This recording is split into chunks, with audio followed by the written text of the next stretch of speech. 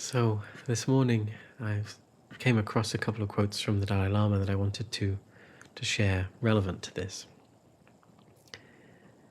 And so he said, if you practice compassion, whether you believe in a religion or not, you will come to realize the value of compassion for your own peace of mind. The very atmosphere of your life becomes happier, which promotes good health, perhaps even a longer life. By developing a warm heart, we can also transform others. As we become nicer human beings, our neighbors, friends, parents, spouses, and children experience less anger. They will become more warm-hearted, compassionate, and harmonious. You will see the world around you change little by little. Even a small act of compassion grants meaning and purpose to our lives.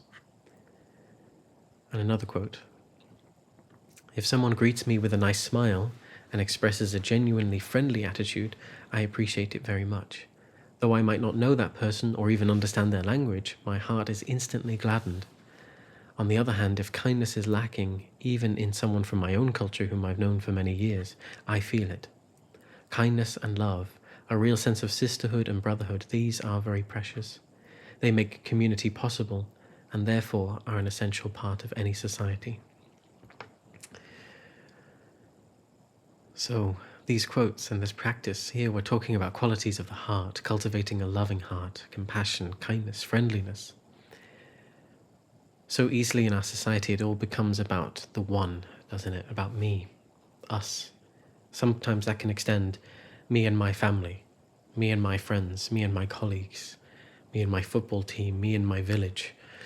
But it's always me and you, us and them. There's always a disconnect, a separation that we create with our conceived boundaries, right? Here's us, this is them, and they are separate. And this disconnect means that our heart closes off, whether in an extreme way or in a subtle way. Our heart closes off towards some. And so then this disconnect, this divide, this separation, this is what leads to disharmony, to conflict, to pain, suffering in our world. And we're all guilty of it in some way, whether we're in positions of power or not. And so often the question comes up, what can I do, what can we do about that conflict, that pain, that suffering that is happening and appearing in our world? The world immediately around us, in our community, our friends, our family, but then the world at large, what can I do about the conflict, the pain, the suffering?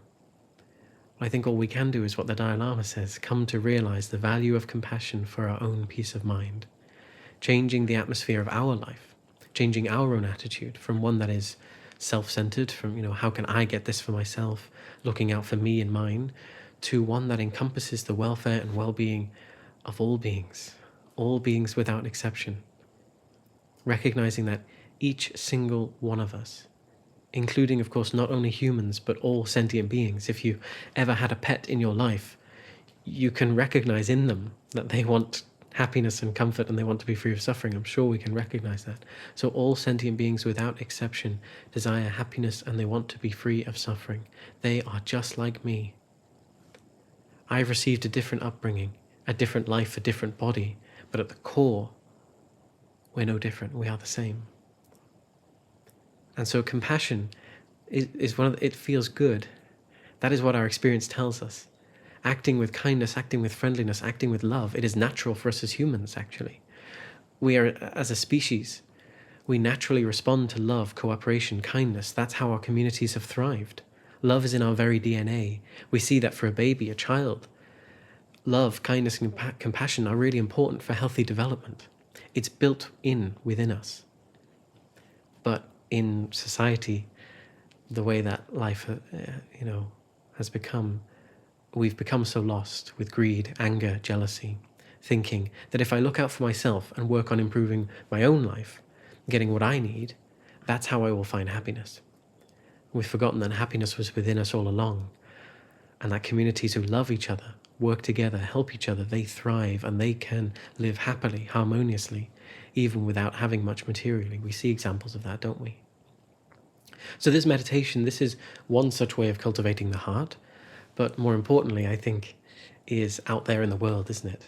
Having the intention, okay, today I'm going to act with my very best kindness, friendliness, compassion. our words, our actions, doing our very best. That's where we really start to transform our behavior. And so this is what I wanted to share this morning, the Dalai Lama's precious reminder here to prioritize kindness and love in the face of a world where these qualities are just not prioritized. So when we're faced with unkindness, may we be kind. When faced with hatred, may we continue to love. And when faced with ill will, may we be compassionate, may we be that example.